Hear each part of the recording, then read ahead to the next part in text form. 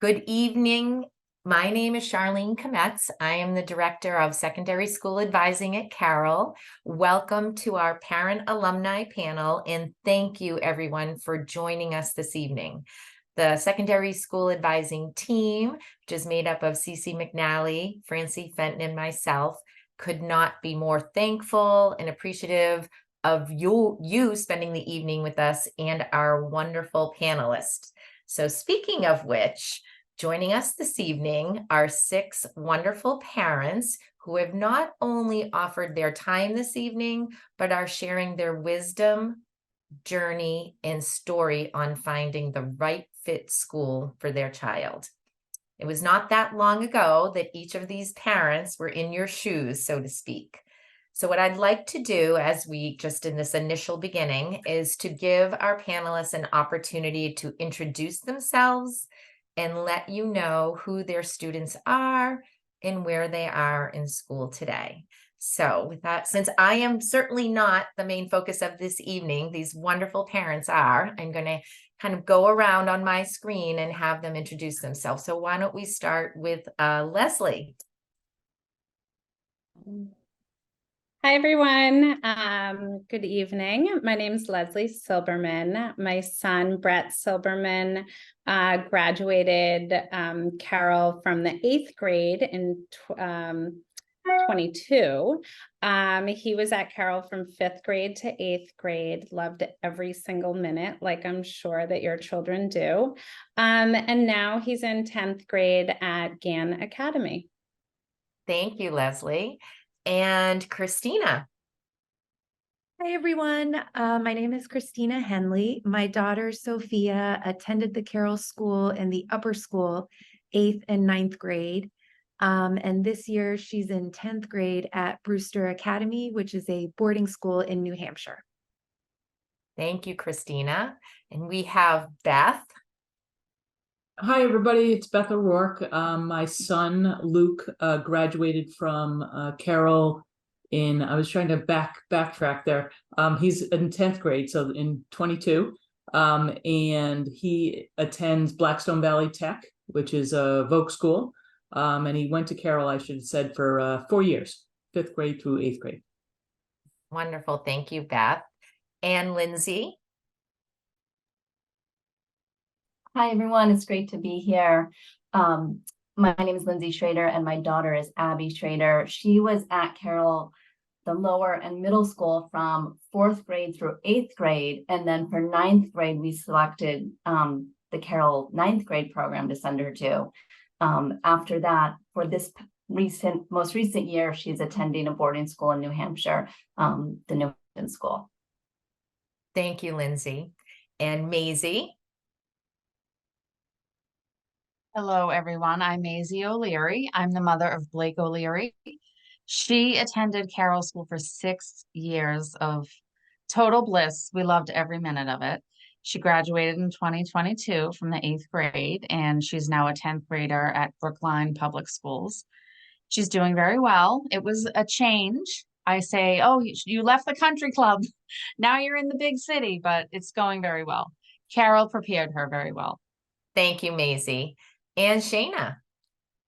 Hi, everyone. My name is Shayna Brito. My daughter Emma graduated from Carroll last year as an 8th grader. She started at Carroll way back in 2nd grade, so she was there for 7 years, and she is now a day student at the Cambridge School of Weston. Thank you very much, everyone. And I want to let the attendees and the parents know in the audience that this evening is about the process of how these lovely parents were able to navigate their transition journey for their child with regard to the school they ultimately chose in the process of getting to that point. So it's really an informal conversation this evening where we want to give you an opportunity to hear from parents whose students chose all the types of schools. So when I say that, we're talking parochial, boarding, vocational technical, day school, Carroll Upper, which is a day school, public school. Did I miss anything? I mean, so we want to make sure we covered everything for you. And another just component of the evening if you would like to ask a question, we do have the Q&A open. You can type your question in there, and we'll do our best to address questions perhaps halfway through the evening and then at the end, or we may send them all, wait till the end of the evening. And if we can't get to your question, we will have a log and I can email you back or reach out to the parents who could maybe answer the question better than I. So what I'd like to do is start the evening off by asking each of our parents on our panel this evening to share some wisdom about open houses, interviews, and applications. And how did you get that first list going and the steps of the process? And it could be different and very similar for each parent. So what I might do is see if someone is willing, and I can see the parents on the screen who might be willing to share first. I see Christina, if you'd like to go first, and then I'll jump around. Sure. So for us, the first step was really driven by Sophia in working very closely with Francie. And that kind of, for us, came out of nowhere. We were sort of like, okay, how are we going to start this process? It's a long, thing. We need to get started thinking about it. But she really, along with Francie, they were in lockstep, and they were having conversations about Sophia's interests and what she didn't like and what profile of a school she might want. And together they generated a list, and she went through and was looking at the websites herself. She was very motivated to take this next step. So we were kind of led by her, to be perfectly honest. And then as far as, we went to a lot of open houses, we interviewed with a lot of schools. I would say the one major thing that was like a little clue for us was something as simple as how they described a learning difference. And the second sort of, and we gave people a lot of grace. And, this is language that a lot of schools are just learning for the first time, and all of this, they're building out their sort of learning support units. But if the school is talking about a learning disability and a learning disorder, and was like placing students apart, for us, that was a red flag, because we were so used to Carroll and talking about differences and empowerment, and this is a gift, and how do we use the way that we learn differently, sort of how do we bring that to the classroom? We're the unique ones, we're the cool ones here, we're the ones who have something different to offer. And so that for us was that sort of took a few schools off the list. Thank you. No, you know what, Christine, if it's okay, I'm going to jump on, because I think, yes. you know what, you're going to answer some other questions that I have further down the line. So Lindsay, why don't you jump in and let us know? So I'm just going to go around, swap around. Yes. So we chose Carroll 9th for Abby. And to be perfectly honest with you, we didn't really know much about Carroll 9th. So one of the things we did when she was in 8th grade is we just decided, I'm going to just attend these information sessions. I'm just going to jump on calls like this and hear what they have to say. And really, I'm so thankful I did it for Carroll 9th, because I almost probably didn't, because I really didn't know much about the program. And when I heard Kate Collins speak, who's the director of the upper school, some of the things she said just really resonated with me in terms of the type of instruction she would get at the upper school. It was like high school, but really still very focused on developing some of the writing skills and things like that. I'll just say a quick word, and because if anyone is remotely interested in Carroll 9th, I would be happy to talk to you, or you can just talk to Francie or Charlene or Kate. But I will say, Abby was reluctant because many of her friends were going off to 4-year high schools. And how we got over that was really, she just went to visit. She went to visit with some other Carroll 8th graders, got to see the campus, got to see what the kind of environment was like, got to meet some of the teachers, got to spend time with Kate. And all of a sudden, I think her concerns, they just came way down. And she all of a sudden said, you know what? Yeah, I actually really liked it a lot more than I thought I would. And it could be a great place for 1 year. So that was my Carroll 9 story. Then I have a whole other story about the application process for boarding schools, but I can speak to that later if it comes up, Charlene. All right, terrific. Thank you so much, Lindsay. Leslie, how did you first get your list going and the steps of the process, and how did it work out for you and Brett? I think first of all, he wanted to climb into a hole and never leave Carroll, but he was ready to embark on a new adventure. We were not going to go Carroll 9th. We were going to go to a 4-year high school situation. I think I had in my mind that he was going to end up at, a day school. I had a list in my mind of probably 4 or 5 schools, and kind of simultaneously Carroll was putting together their list. Some of the schools overlapped, but I guess that, my words of wisdom, at least for Brett and for us, it was like the more we visited the schools, the better. So we went to all the open houses. We went for tours of the same schools. He had the interviews at the schools. And I would say go to some of the schools that they may or may not be interested right away, because it's just something to compare to. And so, probably his least, the one that he was least excited about, we did that interview first, just so he could get the jitters out. With that, I was like, be yourself. You're not applying to schools to be somebody else, and then they're going to accept you or not accept you or whatever it is. And ultimately, we never thought that we would end up at Gann Academy, which is a parochial school. He was pretty set on not going, but really it's been amazing. And he would say the same. He is beyond happy, and we can get to that journey, through some other questions, but he ultimately had to spend like a 3rd or 4th time visiting Gann to have it really sink in. He had to see the kids. He had to spend a day. I asked the admissions person, can he please just spend a half a day again, with somebody? Like, he really just needed that confirmation for himself. And I think that for him was really the most important for us.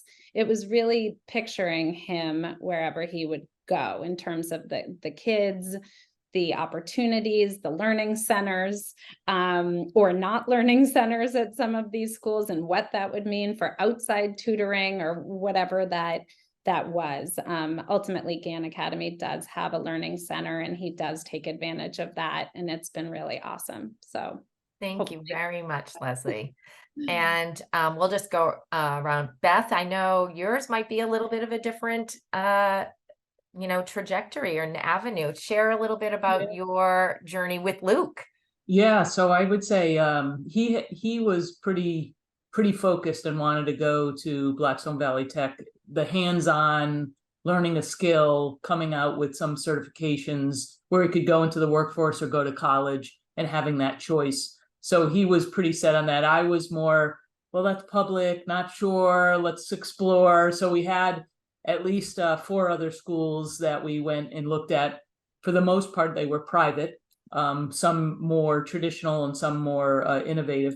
And so focusing how we did the radius is if you have to take a drive to Carroll, ours was 1 hour and 15 minutes one way and back. And thank gosh for another Carroll parent that I carpooled, or Luke did the pooling with them, so that worked out great. But we did a radius of what's feasible for us, right? After making the commitment to Carroll, we had to make sure we rebalanced a little, and Carroll did phenomenal, as Luke is a very great at self-advocacy in the school. I would say better than any student in any of his classes because of Carroll, and is doing phenomenal. But I would say that we didn't want to bank on it, so we went to open houses. I think the open houses were really interesting to compare, but the interviews and then the private tour that you got with the interview, and that you were talking with a student and you got a chance to talk with the students there.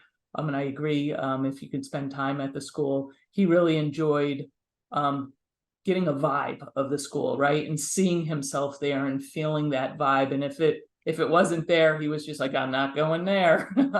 So we ended up luckily getting into all the schools, and he had his choice of Blackstone Valley Tech. But it was the hands-on that really put him forward. Thank you, Beth. And Shayna, why don't you share about your and Emma's journey to Sure. that beginning part? We have a lot to chat about.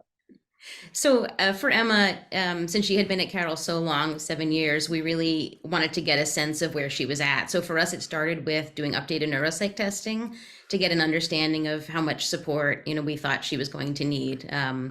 We had a sense that we wanted to look at day schools, and I have to say Charlene was so helpful there with giving us sort of an idea of where to get started. We really didn't have a great idea of what schools we wanted to look at, and I was very nervous about leaving Carroll. I think for us, as far as words of wisdom, like other panelists have said, going to the open houses and the interviews and just talking to as many people as we could was really helpful. I think especially at the open houses, talking to the teachers was great. I know at Carroll, Emma was really very connected to her teachers, and they were warm and supportive, and it was really important to us to find something similar. And so even just chatting with teachers about, their teaching style, their approach, their ability to connect with students, we got a lot of information that way. We also, sort of similarly to what's been said, really just spending a lot of time on the campus. So we went to some events at schools. We attended a few plays at the schools we were looking at, again, just to get a sense of the student body, and just get as much information as we could. Great, thank you. And Maisie? Hello, everyone. I just want to say before I give you my perspective that I remember how it feels to be embarking upon exiting Carroll School, and it was terrifying. I was so nervous and sad about it. But as you can see, all the students, the parents that are speaking tonight are doing well, and you can do this. I just want to start by saying that because Carroll's so special. Blake did very well there, and for us, our journey was a little different because our plan was Brookline Public Schools. And we did go to some open houses and look at some private schools, some parochial schools. But the one thing I kept coming back to was Carroll is so progressive. And we looked at some schools that I felt like weren't very progressive. And for me, I knew that Brookline was.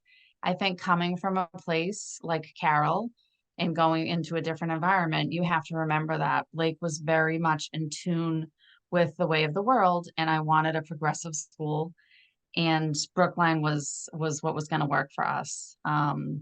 So the open houses, all of that was helpful, and we landed where we were meant to land. She's doing well, and again, it's very different because there's no application process, there's no interview. But as all of the other parents said, go to the open houses, talk to the students, get a feel for everything, and you'll feel that vibe and what feels right to you, I think. And you can do this. Thank you for your wisdom and the encouragement. Very important. Would any of you like to share some of the strategies with families that you may not have even realized that you had for listening to your student or child, or tips on engaging them in the process and understanding where they're coming from? Would anyone like to touch upon that? All right, Leslie. Yeah, I think for Brett, he was really tied to his group of friends at Carroll, and many of them were looking at the same schools, some that were on his list, some that were not, that he wanted those schools to be on his list because he wanted to continue to be at school with his friends. So we kind of dove into it and said, okay, Brett, if you would like to take an 1.5 hour drive to this school, we'll do that for you. If you want to look at this school because your buddies are looking at this school, fine, we'll do that. Halfway to this school, he's like, how much longer? how much longer, and he didn't like it in the end. And so, you have to kind of give in to them a little bit to say, if he's talking about schools or he's interested in something, kind of build on that so they can have a say in this decision process, because it's just a step that I would imagine is going to be a step towards going to college, and they're going to have a say in that too. So I felt like this was kind of baby steps to, empower him and have him really into this choice making, even though, like, let's be honest, the private schools or the schools that you're applying to, you have to get in to go. So, you can't have your heart set. I was telling Brett, you can't like have your heart set on this one school. Like, we won't know until March, really. Like, I had good feelings, but we really didn't know. And so I think just going in with open minds and exploring is really a great idea. And I guess that would be, my advice there, because we kind of went in all little different directions. But it's okay if you don't know right away. Thank you. And what about Shayna? I know you had some thoughts on engagement with Emma and with your student. Yeah, I think we really tried to encourage her to keep an open mind. A lot of our first experience at the school was the interview, and some of her interviews, she felt really comfortable with the person from admissions. Other interviews, she felt a little more nervous, and I think everyone was friendly, but she just connected differently with different interviewers, and that would sort of set her opinion of the school. And we really tried to encourage her to say, okay, that's one experience, but now let's talk to students, let's hear from teachers, let's see the open house. Let's try not to be swayed by the swag that we're getting from different schools, really to, think about the school itself. Also, my husband and I felt like it was really important not to share our opinions with Emma as we went through the process. So, certainly we started leaning, in certain directions throughout the process, and Emma would ask us, what do you think? What do you think about that school? And we said, lots of great things here, let's keep looking. And we really tried to hold our opinion until the very end, and actually pushed her to choose the school once she had been accepted. And then, actually worked out really well. Fortunately, we had the same choice for her. But I think, again, just to try, really to kind of hold back our opinions, and to, again, for us, it came down to really the revisit days. We really didn't choose Emma School until the revisit days. Again, we had opinions coming out of interview, coming out of open house. And then when we had her list of acceptances and we did the revisit days, those were just tremendously helpful once you're there with all of the accepted students. And that's really when I think we made our final decision. So almost right up until the end.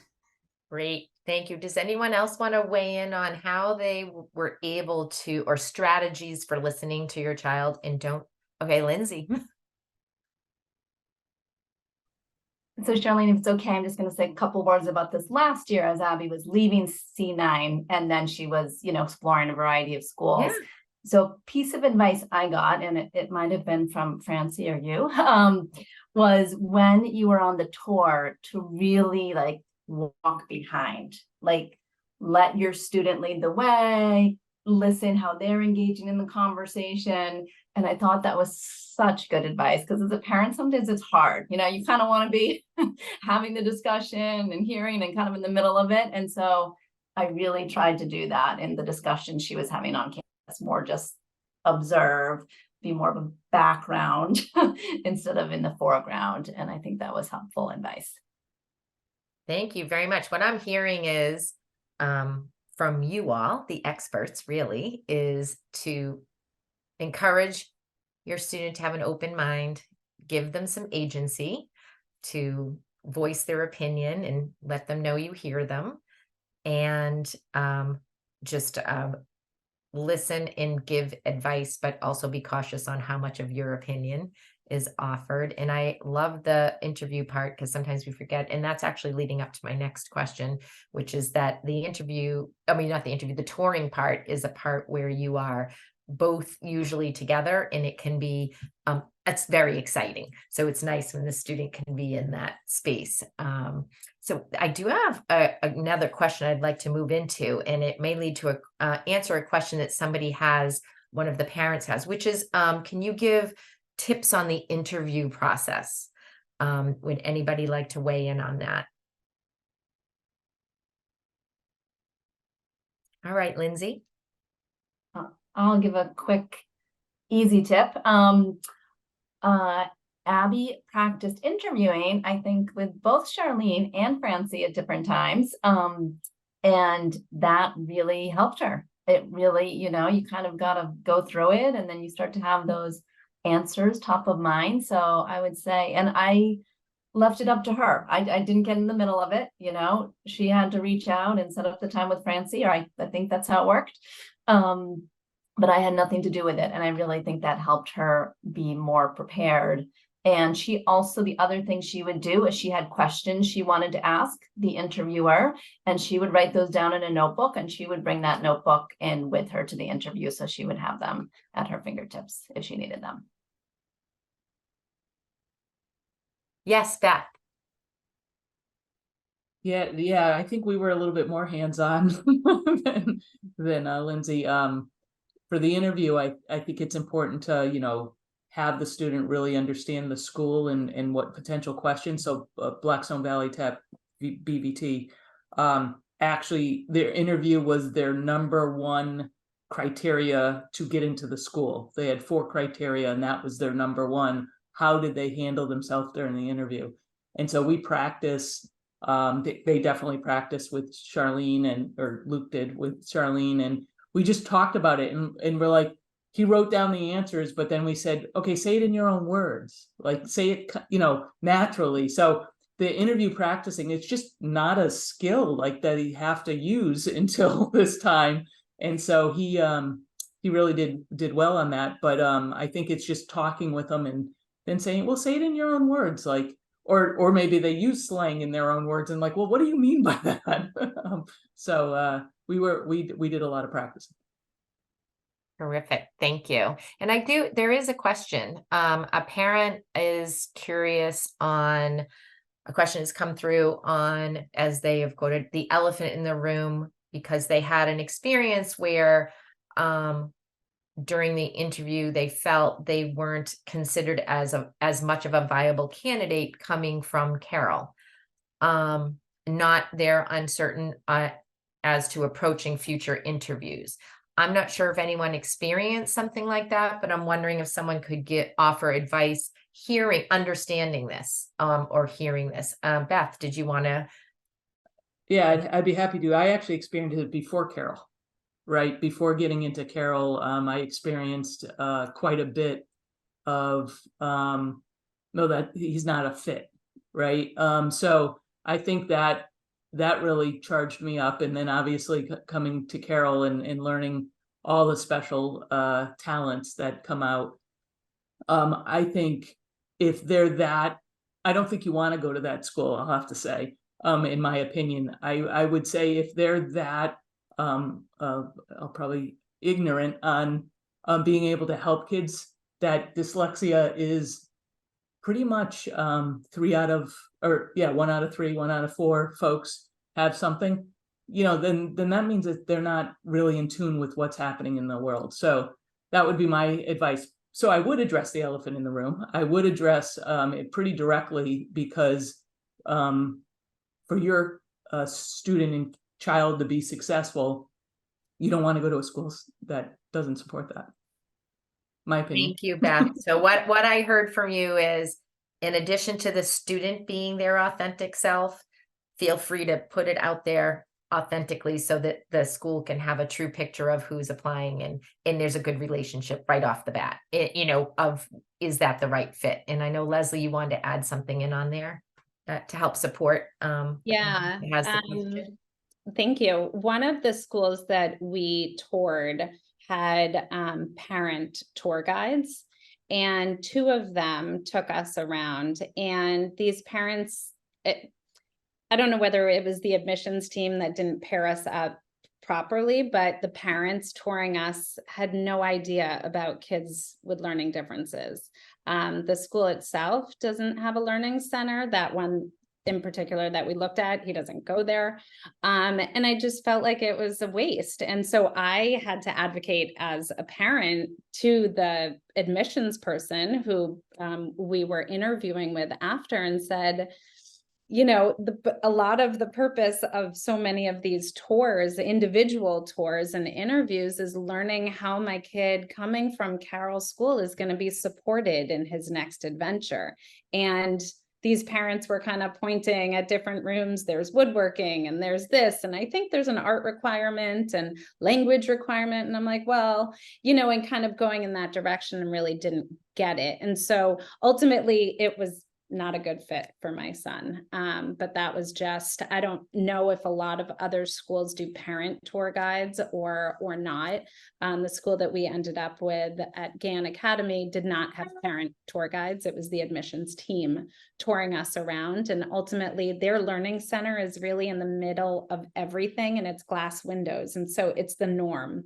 And so I really, kids are in and out of there. And so that to us really felt very inclusive. And so that's where we landed on that. Okay. Does anyone else want to weigh in on that interview, whether it be the tips or just addressing a situation like that? Otherwise, we can move on. I think that was a wonderful advice and wonderful just feedback. I learned something all the time too, which I love this evening. So thank you. So we do have some questions that, with regard to an IEP, or if you have a 504, or what that might look like for your child, because we have many families that are very interested in pursuing their public school as an option for their child, and or as both Beth and Maisie did, where they considered multiple options with the public school right there in the mix. And so how can you give us some feedback on what that might look like for a family in terms of the question on the IEP process, like in a condensed form? Because I know it is a process. So Maisie, did you want to weigh in first? Sure, I can weigh in on that. So we always kept our IEP active throughout the years while Blake was at Carroll School. And I don't have a lot of context in terms of this question, but let's assume this person does have their IEP in place, so that when you start with your school, if it is a public school, we walked into Brookline and I knew, oh, this is great. Blake has an IEP, we're all set. But the language didn't quite match the way that Brookline words things, because we don't live in Brookline. I teach there. So we live in Boston. Boston wrote Blake's IEP. And it was solid because I always kept on it. But what I did as soon as we started school and I realized she wasn't going to be in the dyslexia learning center because of how her IEP was written, I immediately emailed and said, I want to call a meeting right away within the first week of school, and we can reconvene, go over this IEP and rewrite it so that it matches what she needs in Brookline. So if that's what's happening here, if you're going to a public school, you want to call a meeting right away and just make sure that you're on the same page. As good as a school can be, things are written differently in different districts. So you have to stay on top of that. I hope that answers the question. I don't know. No, any input is helpful. Thank you very much. And Beth, Sure. do you want to weigh in how the IEP process and or 504 process worked for Luke as he was considering BVT as his school choice? Yeah, so we kept our IEP up as well. And so moving from, so we live in Grafton, Blackstone Valley Tech is a regional 13 towns. So he was it's considered moving into a different school, and they did write him differently, but he brought in his original one there. And as we kept it up, I think you should ask for testing or show the testing, actually, because I'm sure you all did testing for your child for Carroll, but show that because that is the baseline for your IEP, and that they have to give you services because of what it says, right? So we actually had a meeting, I think it was in a couple months into school. He was getting the right support. Actually, I talked to the liaison beforehand to make sure he would get the right support. They actually, when we were placing him in which curriculum, the Carroll teachers, actually several Carroll teachers came on my IEP to help me get him in the right class. They wanted to bring him to Wilson and getting him into Wilson. And Carol's like, no. He doesn't need Wilson. He's here.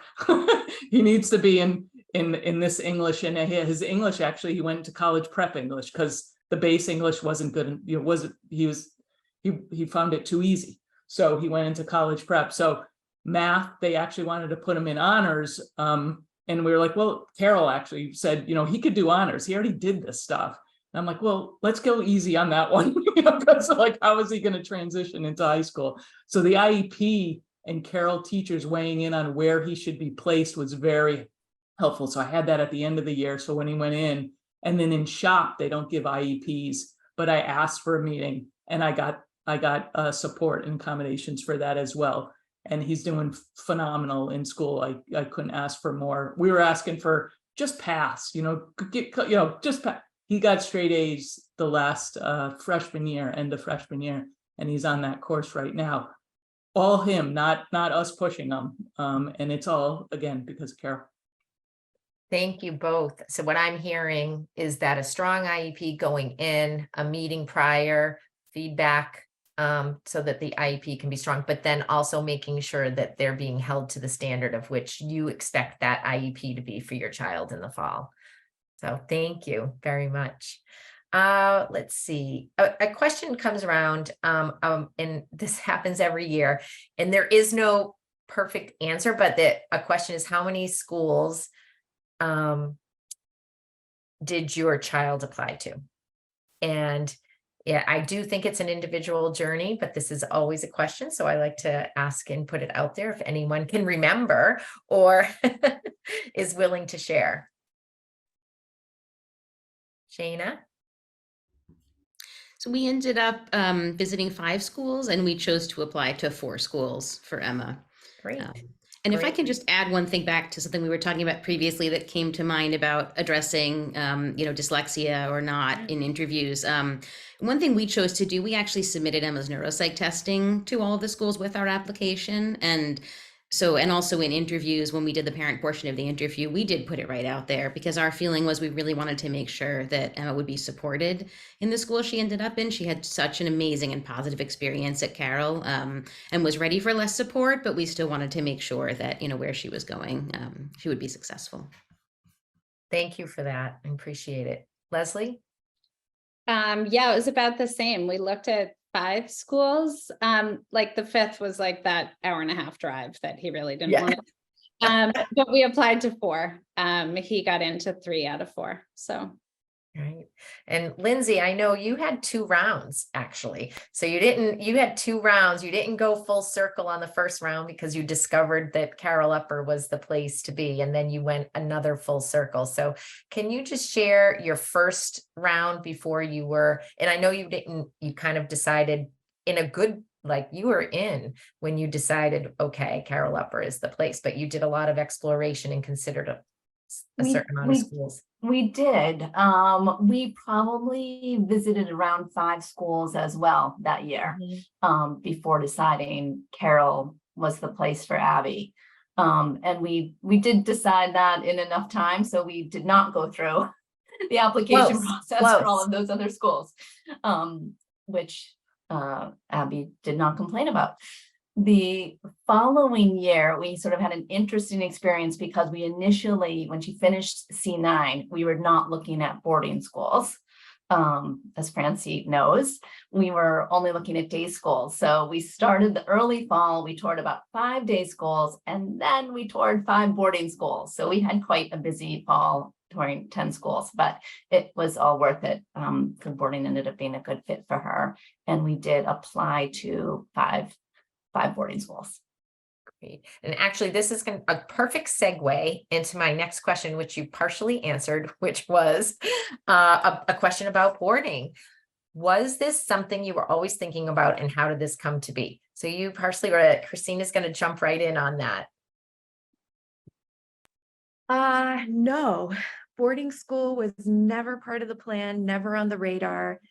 I don't have experience with it. My husband doesn't have experience, nobody in our family. And like I said earlier, Sophia had such a good support in Francie. And being able to be very honest about what she was looking for, what her goals were. And she came to us and said, I want to think about boarding school. And very, in a very organized, very thoughtful way, she presented to us her reasons why. And it was, I think it's time for me to be more independent. There had been, up until that point, a lot of hand-holding on our part, just because school had been so traumatic for her before Carroll. And she was feeling like, I'm coming out of Carroll, knowing myself, feeling confident, feeling like I can self-advocate. Maybe it's time for me to spread my wings even more. And I think a boarding school could help me do that. We were aghast. We were like, you know, conversations, my husband and I, but like so many people here, we said, let her lead us. And so we went, we checked it out. And I have to tell you, for something that was never on our radar, we found the right school. It was very much an intuition thing for us. And she is thriving. This is a child who never did extracurriculars, much more kind of kept to herself. She has signed up for all kinds of activities. Her grades are fantastic. She's making friends. So I don't know if the question is driven by the parent or by the student about interest in boarding school, but check it out. It's worth it to check it out. We never thought we'd be here, but she is thriving. Thank you very much. I'm going to ask each of you if you could talk about the learning support services at their school. And Lindsay, I'm going to ask you to chat about Carroll Uppers when you're ready, about what that looked like and how that may have differed from the middle school. So whoever would like to go first, if you want to share a little bit on the support your child's receiving at their current school or in the space. I can answer that Great, Maisie. from a Thank you. public school Yeah. perspective. So there is a dyslexic learning center track at Brookline Public Schools. Blake is part of that learning center, and she is in co-taught classes for each class. She has a special ed teacher along with a general education teacher in every single one of her classes, which is amazing. So she gets that special ed support kind of, in collaboration with the mainstream teacher. And the learning center that she's in Brookline, it's called the Lab program. And its initials for, I'm not even going to try to say that I remember, because I can't remember what it stands for right now, but basically language-based learning. Her learning center teacher collaborates with all of the teachers. So she goes into that learning center, gets extra help. But if she's struggling in a class, or if she missed a class, that learning center teacher will make sure that she speaks with the certain teacher. Say she's behind in math and she needs to make up a quiz. They'll talk about, okay, she can make it up in learning center because she has time on this day. It's amazing. I could go on and on. I don't want to monopolize. No, this is terrific. It's very helpful to understand what a public school could offer. We understand that every district, every independent, all the different schools have different programs, but it's nice to hear what is your child receiving and how does that look. So I'm just going to go around. Shana, what does the support look like at CSW, and is Emma accessing it? Sure. So Cambridge School of Weston has a skills center, and I just need to preface by saying they work, for anyone who's not familiar, on a mod system.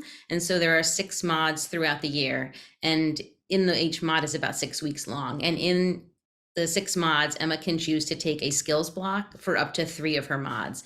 And so in the skills block, there's a teacher that will work on different skills that the students need help with. So for example, note-taking skills, executive function skills, those are a couple that come to mind right now. And then Emma has access to the skills center during her lunchtime. They have an hour lunch, and other times throughout the day when she needs to check in. One thing that we really liked about the skills center at CSW is that it's open to all students.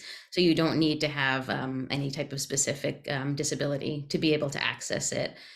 She also has an accommodation plan. So the head of the skills center, the director there, wrote up her accommodation plan based on her neuropsych testing. And that's something that she reviewed with Emma, and that Emma has access to, that we have access to, and that all of her teachers have access to as well. And then CSW has, in general, they have office hours every day. So it's a 30-minute block at the end of the day. And Emma can choose to meet with any of her teachers. So because of the mod system, she's taking 3 classes at a time. And so she's really availed herself quite a bit of, what's been offered there. She was a great self-advocate at Carroll, and we sort of wondered, okay, this is great at Carroll. She seeks out her teachers during NCLU. She talks to them, asks questions in class. But what's this going to look like when she leaves Carroll? And I have been thrilled to see that she really has kept up her self-advocacy skills. And it's probably been the single most powerful thing she's learned at Carroll is really to advocate for herself. So she goes to office hours, she meets with her teachers, she emails. She learned how to write beautiful emails to her teachers at Carroll. And she emails her teacher. She shared a story with me. A friend of hers was really struggling in one of her classes and was not getting good grades. And Emma said, why don't you email your teacher? You need to reach out to the teacher, to ask to meet with them. And I thought, this is wonderful. So, for her, it's been really great. It definitely requires sort of her to take initiative. She really has to be the one reaching out to the teachers and going and asking for help. But, we've found that the supports are there if she seeks them out. Terrific. Thank you. And Lindsay, tell me a little bit about the support and kind of what that looked like for Abby at the upper school. And you can touch upon what that looks like if she's accessing any now. Sure. The upper school was fantastic. So I guess similar to the middle school, the class sizes are relatively small. The teachers are great because they all are specialized in working with children with dyslexia, other forms of language-based learning differences. In addition, she was in a small group. I think it was 4 of them where they focused really on reading and writing. I have to say, I just saw her writing take a huge leap forward at C9. It was amazing. Her annotation skills, she loved the brain frame she worked with, her ability to write a 5-paragraph essay with, great ease by the end of the year was wonderful. And she's taken those tools now to boarding school. Actually, she wrote to Miss Gregory and asked her to send her a couple of the tools she was using. So for Abby, it was just a really great year in terms of preparing her for the rest of high school. Thank you. And she does, and just to touch upon it, New Hampton does have academic support. She is accessing it. It's great, but she's doing very well in all her classes. Carroll just prepared her so well. I think, for all of you who are facing this, I think we all feel like it's an unknown when they leave Carroll. Okay, they did great at Carroll, but what's it really going to be like once they're in a new environment?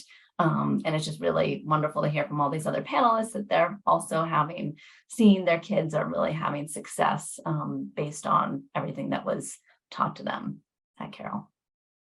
Thank you, Lindsay. And Leslie, if Brett is accessing support as at his parochial school, if you can share what that looks like for him. Yeah, Brett is accessing the Learning Center. It is, let me start by saying he has a language exemption. You have to take Hebrew as a language at Gann Academy, and he has a waiver for that. And so Learning Center kind of takes place of an elective as well. And so it's built into his schedule. He actually doesn't talk too much about it, but I know that he has it.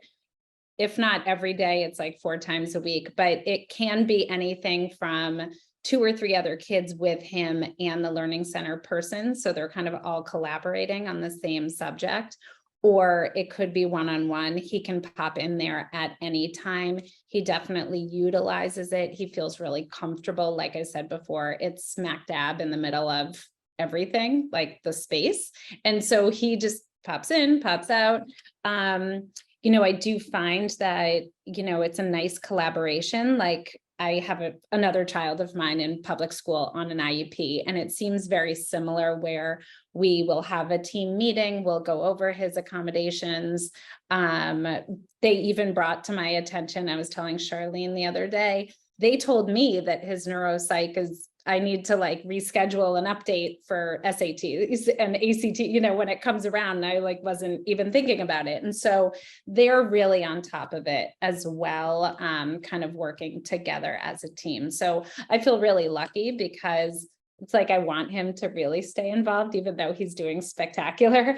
But I also think he feels really comfortable with it too. Terrific. Thank you. Christina, would you like to share what the support looks like if it's being accessed where at the boarding school? Yeah, she's definitely accessing it. It sounds very similar to what Leslie just described. It's sort of, in the center of things. Sometimes it's with 2 or 3 other students. Sometimes it's one-on-one. It's really tailored to whatever she needs. What we really like about ours in particular is that the person who is her kind of learning support point person who actually sits down and helps her is also her advisor. So it's kind of like her mom away from home. It's the person that she can go to if she's not feeling well, she's not sure who at the health center to talk to, or I'm having an issue with a friend, what do I do? So they have a very, very strong, very close relationship that also kind of helps with that learning support. Terrific. Thank you. And Beth, what does the learning support look like for Luke at BVT? Yeah, so they have a learning lab, and you can pop in anytime before school, after school too. And they actually encourage all students to stay after school on Tuesdays and Thursdays, and they have a late bus, and all teachers have to stay as well. So he has access to all his teachers and taps into those. It's definitely a self-advocate, self-motivated kind of a process. In his IEP too, we had assisted technology. So he gets that set up and making sure that that's set up for him. And I would say he does have a teacher assistant in all his classes as well. So they will check in with him here and there, or he can go to them. He was, I would say, a little embarrassed that he had to have a teacher's assistant, but I'm like, it's not just for you, it's for other kids in the class too. So that was interesting, because he was like, well, I don't, he didn't want to be seen as different, right? He wants to be in the flow. And so I think knowing that he's got, it's not just for him, there's other kids in the class that have IEPs, and that, it's to support the class. He felt a little bit better, and his other accommodations, like longer, if he needs longer time for testing. We have MCAS coming up, which is not a fan, but it's coming, whether we like it or not. So we'll see how that does, but he'll get extended time there, have breaks and things like that. So he can tap into different pieces. And I actually put his IEP in his binder, and I'm like, you know what? If you ever need to take that out and talk to a teacher, you can, right? So trying to empower him, but they overall seem to be flexible with some of these pieces. Thank you very much. I love the tip on putting it right in his binder as a reminder of some of the accommodations that he is allowed to have. I think that's a wonderful tip. And Leslie already spoke a little bit about Brett utilizing or has the language waiver, and he actually enacted it at this time. Could each of you share where that stands with your child in their school, if they have a language waiver or they're taking a foreign language, and how's that going, or just touch upon that if you wouldn't mind. I'll just go around my screen. So Christina, how is that going for Sophia? Yeah, so we're taking it on a yearly basis. So she waived a language for this year, and then we're seeing how things play out for her. If she wants to take a language, she can. Terrific. And Beth? Being a tech school, you don't have to take a language, so he can take it junior and senior year if he wants. And just so folks know, at Massachusetts state schools, you don't have to have a language to get into colleges. So that because of that waiver, and coming from a tech school or a different situation. Thank you. Maisie, tell me about Blake. So she had the language waiver for freshman year. And what I've been told is she should take 2 years of a language. I think she needs to take one with this waiver. I thought she wouldn't have to take a language at all, but it's my understanding that she has to take 1, maybe 2 years of a language, and she will do that junior and maybe senior year. So right now she's language free for now, but it won't be that way next year. Thank you. And Lindsay? Abby also has a language waiver, and at this time she is not taking a language. And it did seem different, just private school to private school. There did seem like there were some schools that would not take a language waiver, and you'd have to do some level of language, and others that would. Great. And Shayna? So Emma does have a language waiver, but she really wanted to take Spanish, and so she is taking Spanish. And we encouraged her. We really wanted her to try it. I would say it's only been about 10, 11 weeks so far for her with Spanish. I would say at first she was like a deer in headlights. She was really overwhelmed. The teacher just started day one speaking to all the kids in Spanish. And, I think that was a lot for her.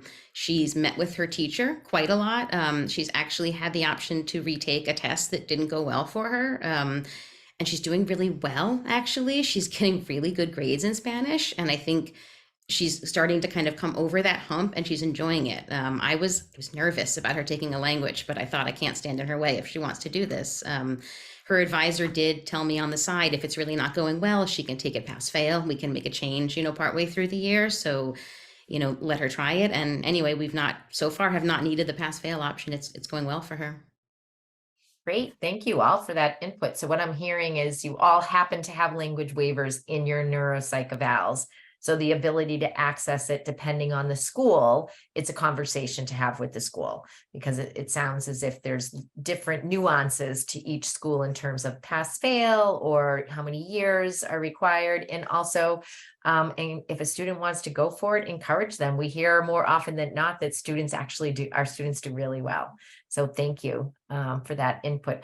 I'm going to kind of go back into the beloved application piece of this journey. And would each of you or whoever would like to please give a little bit of advice on the applications themselves, like helping their child manage that piece during what could be a stressful time. You're visiting schools, you're going to open houses, you're interviewing, you have your work at 8th and 9th grade work, you have fun that you want to be having with your Carroll friends, and you have the component of the applications. Any advice on managing that, whether it be time or just how your child managed it, what worked for you? Shayna. I think for us, Emma did need support throughout the application process. And so, a lot of it was bouncing ideas. She would, share the application. We took the application and we copied all the questions and pasted them into a Google Sheets document. So she wasn't working right in the application. And we sort of started just by brainstorming with her. She would share with us, what she was going to say, and then she would take off and write her answers. I'll give a shout out to her 8th grade language teacher, was phenomenal and read over her essays for her and gave her some feedback, which we really appreciated. I think that was great. Let's see, I think the only other thing I can think to say is to try to get them done early. It was a big relief for Emma when they were completed and off the table. So I think, just putting in the time on the weekends, on during school break, just trying to get them done, I think as soon as you can, really does take some of the pressure off once they're in. Great. Thank you. Lindsay. Yeah, I totally reiterate that starting early is a great idea, just kind of pacing it so it's not all left to the end. One thing, well, at first Abby did not do, so I read, one of her first essays, and I said, "Oh, did you use the brain frame that you usually use when you," and she said, "No, I didn't." I said, "I can tell. Why don't you go back and rewrite that and actually use your brain?" And she did. And she actually took it out and started, main topic and the different ideas and the paragraphs. And then she showed it to me, and it was 100% better. So encourage them to use their tools just like they do at school. Great, thank you. Anyone else like to offer some application wisdom? Yes, Leslie. I feel like it's a little foggy for me to remember, but if I do remember correctly, I think a few of the schools that we did apply to used the same application, it's kind of like the common app for colleges. And so us too, we kind of copied and pasted onto like a Google Doc and have more of a working document that we would go in and out of. And Brett really needed to like, all right, give me more, give me more. He was, the one sentence type of thing, but GAN Academy, where we ended up, actually had a whole separate application. So, I really did ask Brett to spend time going through the school websites and brochures that we collected, because that really helped him kind of pull out what stuck to him and said, oh, you have this, whatever it is, I want to learn more. And that kind of helped with the interview process as well, kind of generating questions and, becoming a master at this school to begin to just say what you like about it, what you're more curious about. And I think that really helped with especially the GAN application, because that was its own application. So the questions were more specific about, the school or about his learning or about his interests, things like that. But, asking for letters of recommendation, Carroll School was really, wonderful about that. Obviously the teachers are used to it at the 8th, 9th grade level of sharing all of that information, but I didn't think it was like too bad, in the whole scheme of things, if you pace yourself. So I'm hearing time management. Okay, so another question that often comes up is advice on helping your child manage or work through the worry or leaving the safe environment of Carroll in terms of the stress around leaving their friends, and how did you help them with that? And if that was even a thing, I mean, it may or may not have been, but this is something that does come up every year as a question. So anyone like to weigh in on that? Yes, Beth. I was going to say it's Luke didn't have an issue. I think I had the issue and the worry. Will he do okay outside of this safe inclusive environment that's very unique, right? And so he was more so ready to roll and ready to stretch his wings and wanted to explore. So that made me more comfortable, but thinking keep thinking ahead of what do you have to ask to make sure that he lands safely, right? So we didn't have too much, but he still connects with a lot of his friends, so that after 2 years, he's still pretty close with his friends from Carroll. That's wonderful. Anyone else like to offer some advice on the separation piece? Okay, Leslie. I know I just spoke too, but no, Brett really did have a strong group of friends from Carroll. And really, I would say the first 6 months of high school for him, he didn't let himself go quite as much as I thought he would, like you were saying with Luke. He really held tight to those Carroll friends, what they were doing on the weekends. And so I think it took him a little bit to get going, like Roadrunner, and now he doesn't stop. But he's really, I'd say, 50% of his time is really still connected with the Carroll friends from everywhere. But, certainly, putting in a strong effort and branching out to his new school friends and the friend group and the supports, and just, I think, extracurricular at the school was really helpful to him. He doesn't do a fall sport or activity. So once basketball came around, that kind of settled for him. He started playing around with some of the kids, and that's when he opened up a bit, and then into lacrosse season as well. And so then I saw him, branching out and the big smile on his face, that sort of thing, like he was at Carroll with all of his buddies and familiar teachers. So it just took him a bit. Anyone else like to weigh in on that? I can jump in as Daisy, well. please do. So the fear and the anxiety was real for Blake and for myself. And she had a lot of nights where she would just be really upset, anticipating the change. And one thing I kept telling her was, I really feel like you've bonded with your Carroll friends so much because of what you have in common and all that you've been through. And I know that even, when you go to school and make new friends, you'll still stay connected because you have this bond. And I also tried to look at the flip side with her. I would say, well, you'll be able to go to school nearby, which will be different. You won't have a super long commute. You'll be able to get together easier on the weekends. Like, think about the positives. So it's been a combination of both. The being close to Brookline has been great. And she still connects with her Carroll friends and they have that bond, like I said. And I really feel like every parent who has had a child at Carroll knows what I'm talking about. And, her Carroll friends are still a great part of her life. So we got through it, but it was real. And, you just have to talk it through. Thank you. Yes, Lindsay. Yeah. So Abby definitely misses her Carroll friends for sure. But she keeps in touch with them. And my advice is really more for the parents when they enter a new school, new environment. They will find friends. They will figure it out, kind of like Leslie was saying. It's just like it takes a little bit of time. So I think as a parent, you're just so anxious for your kid to get there and for everything to gel like week one. And it can't all gel week one because they haven't known these kids for 3, 4, 5 years, however long they were at Carroll. But you'll see the steady progression of them assimilating, becoming more comfortable, joking around, getting involved in activities.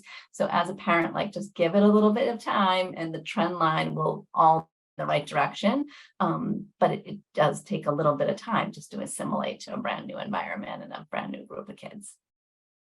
Great, thank you. Actually, I have a question, Lindsay, in terms of where Abby is now. She's ramped up into the boarding school and doing great. And when she was in middle school, she was considering other schools, ultimately chose Carroll Upper School. What was that transition like for her in terms of that, like, that ramp up and that type of decision? So how did that work for her? Or even just the engagement piece where there's lots of different emotions and feelings. Yeah. So going to Carroll 9th, Charlene, in terms of like, going to Carroll Upper so School. Carroll 9th was great. It's small. I think partly because it's small, there weren't a lot of complicated friend dynamics. Like, they were all friends. It's like one big friend group. And it was really nice. So it was a perfect place for a year. I mean, she loved, the friend group at Carroll 9th. It worked out great. Good. Nice to hear. Thank you. Yeah. And can you share, and you've all touched upon this a bit, but I'd like a little more information for our families that are watching this evening. Can you share how prepared your child was for after Carroll? If each of you would like to. If anyone would like to go first. Shayna, the hand up, I appreciate it. Sure. So, I mean, as I said earlier, I was so nervous for Emma to leave Carroll. I mean, she started as a second grader, and prior to that, she was in public school. So we really had no other experience. But she was really well prepared, I have to say. I mean, I think I said this earlier too, not to repeat myself so much, but the self-advocacy piece has been huge for her. So I think Carroll really taught her to know herself, to know her learning style, to ask questions and, to ask for what she needs, and just to continue to connect with her teachers. Again, I thought she's connected so well with her teachers at Carroll. Will that still happen in high school? And it seems like it really has. I mean, again, it's not been that long. She's a 9th grader, so we haven't been at it that long, but she really has been able to meet with her teachers during office hours or at lunchtime. The other thing I was so excited to see is, she's always been a little bit shy, but she put herself right out there in 9th grade, and she ran for the 9th grade rep of the sustainability committee, because that's something that's important to her. She's tried volleyball for the first time and is loving it. She's met a great group of kids. So I think she's just doing really so wonderfully. And I think Carroll just prepared her really, really well, academically as well. I'll say she's been able to keep up, and do really well. And again, I was worried. The classes move, fairly fast paced, and she's been in a, dyslexia specific school for so long. And we loved Carroll a lot, but yeah, I think she really was very well prepared, and I was more nervous than I needed to be. So looking back, I wish I could say that to myself, is that it really does work out, and they really are ready when they leave. Thank you. Would anyone else like to weigh in on that preparedness after Carroll question? I can just quickly, Blake has done very well. Some subjects have been harder than others, but like other parents have said tonight, she knows how to self-advocate. She knows how to communicate.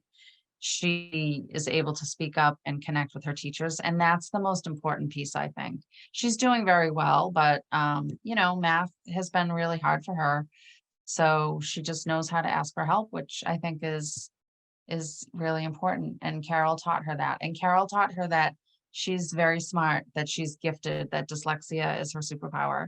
She's sick of hearing me say that. I say it to her all the time, but it's true. So she's confident, which is great. Great, thank you. Anyone else? Leslie? Carol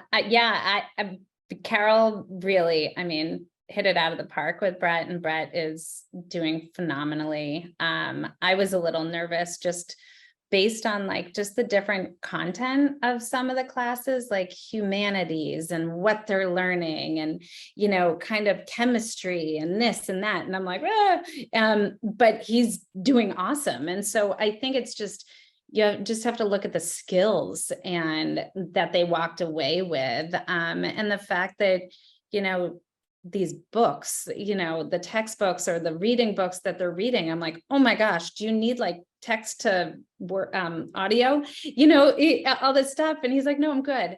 And so it's really amazing to watch that progression.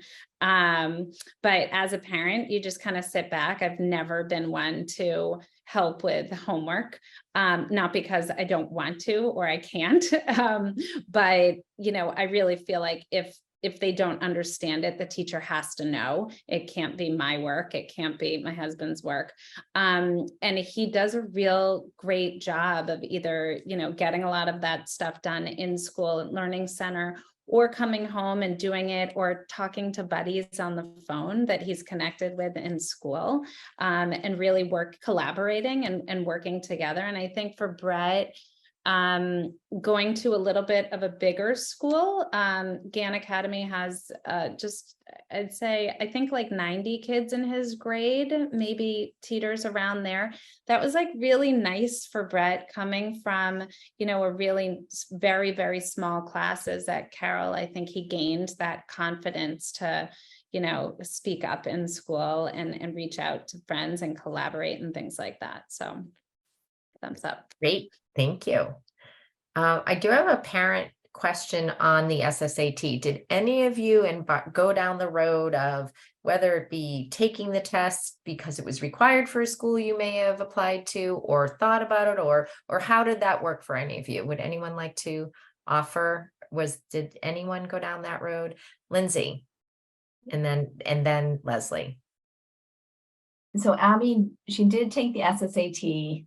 We ended up not applying to any schools that actually needed it, but at the beginning of the process, we thought we may. So hence she took it.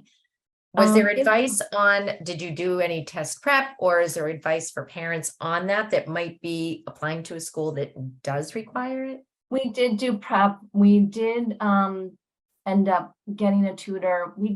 She didn't even have that many sessions with him, to be honest, but it helped because she did do the practice tests with him to sort of get ready for it. Carroll was helpful in helping us fill out the accommodations that she could get as part of taking the test. So longer test time, things like that. So overall, it wasn't a bad experience for her. I think she felt like she got through it, and she knows a little more about what it's like to take a standardized test now. And that's how we handled it. And Leslie? Really exactly the same as Lindsay. We ended up having a tutor work with Brett. He left public school when he, after second grade. And so he had never taken a standardized test before. And so really it was me pushing it. I didn't even know if some of these schools would require it or not, but I just wanted to give him that experience to sit through something like that before he started to do all this college stuff. And so it was painful. I'll be honest, but I wouldn't take that decision back. I think he wouldn't either. He knows now to visualize what that means. Carroll was really helpful with all those accommodations. He ended up taking it in a space with the tutor that we connected with, by himself on a computer with those accommodations. And so, given all of that, I don't even remember how he did, truthfully, and it doesn't really matter. But really just to give him that experience was really the take home message, as kind of gruesome as he thought it was. At least now he knows what it is. So what I'm hearing is you both had them take the test, but they actually never submitted them based on the schools they applied to. Yeah. Good to know. Thank you. Well, we are getting pretty close to the end, and you all have been so unbelievably generous with your time this evening. But I want to ask one more question, which is just to give a bit of closing advice that you wish you had thought about, or maybe a tip, whatever it is you would like to share with our 8th and 9th grade parents as they, some are on to their next high school and some are embarking on that high school journey now after, Carroll Upper. It's, we have all kinds of scenarios. So anything you would like to offer? I'll give you a second to think. Oh, look at Christina's ready. I would just say two things. One, just to reiterate, don't be afraid of checking out a boarding school. If it's something that's if it's a remote possibility at all, just check it out. And then the second thing is, and we've heard this several times tonight, about really encouraging your kids to be authentic throughout the entire process, interviews, essays. It's not a time for them to act or respond in a way that they think the school wants to hear. This is about them making sure that the school is a good fit for them, just as much as it is the other way around. But just authenticity is going to make sure that they get placed in the best place for them. Thank you very much.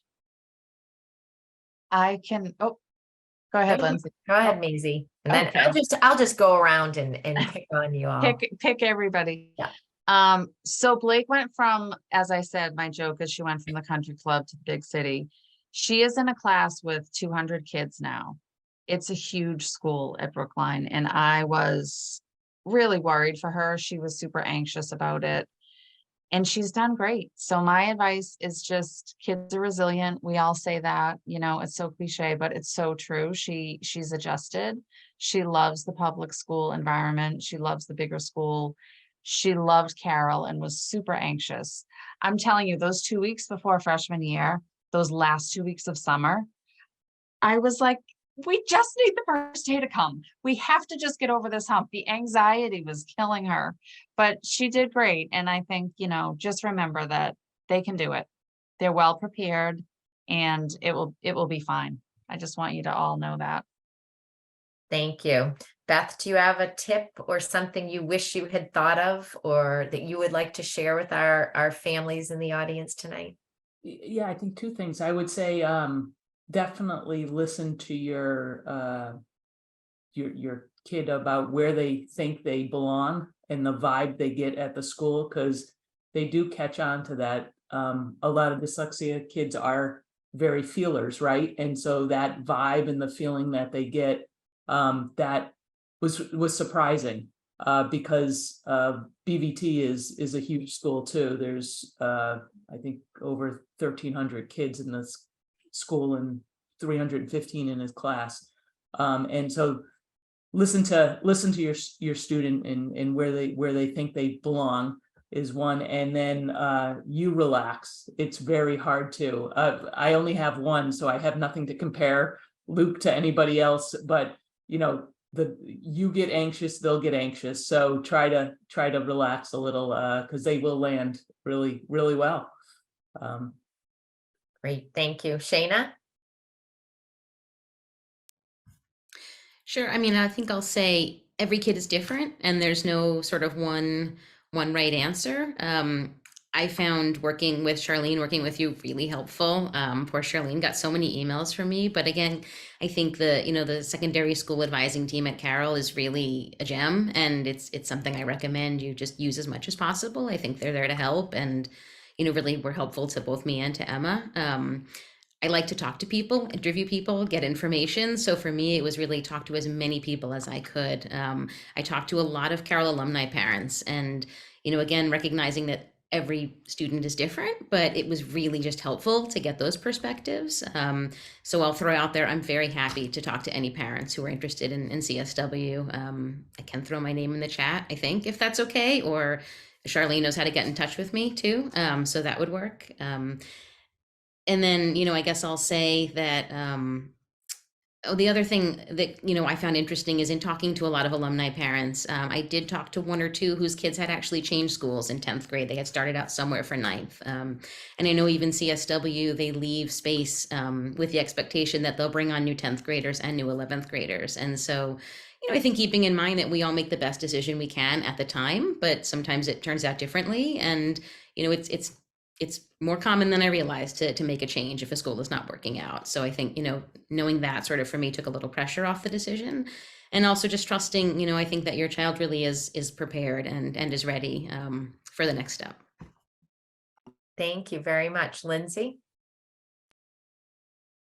Well, I honestly agree with everything that's been said thus far. The only thing I will add is just to have fun with the process. I mean, there's a lot to it and it can be easy to sort of get bogged down. But I think, as Beth said, if you find yourself a little more relaxed, or, even we laugh about things sometimes after, like, did we hear that right? Or, things that just told us that wasn't the right fit school. It could still be an enjoyable process. And then certainly when you do find the right fit school, you sort of feel it in the community, but have fun. That's my advice. Thank you. And Leslie? Also, all of these great things, and I would agree with Shayna's. I said to Brett was very hesitant for a parochial school. I think we knew the academic piece would be really a good fit, the learning center, but he really wasn't sure of the other piece. And he's really done exceptional. And I said to him, even, those first few weeks, before school had started his freshman year, I'm like, listen, if you don't, this is 1 year at a time. If you don't have to commit to this for 4 years, if it's not going to be a good fit, let's give it a go. And I think just remembering to be patient socially, patient academically, patient just, extracurricular, other things that the school might sponsor, whether your kids want to go or not want to participate. Every child is different, and it's just going along for the ride and enjoying it. And I think, now I feel as though this was really a perfect fit for us, and Brett is extremely happy. And I think if you asked him when he was graduating that June and had made that decision, he was like not sure of himself, and did exceptionally well at Carroll, wanted to literally park himself at that gym at the middle school and stay there forever. And I think he still feels that way, but has really embraced high school and Gann Academy. So again, if anybody wants to speak with me, anybody can pass along my name as well. Well, I just want to say thank you all. You are all my heroes, without a doubt. And I think I speak on behalf of Cece and Francie and our secondary school advising team and all of Carroll. And thank you for sharing your incredible children with us and the wisdom of the journey that you've all taken. And I hope you'll keep in touch with us over the next few years as they continue your students continue their journey in high school. And I know that our families that were able to join this evening are very grateful for all the information you shared tonight. And those that aren't able to make it will be thrilled to be able to watch this video. So thank you again, everyone, and have a good evening.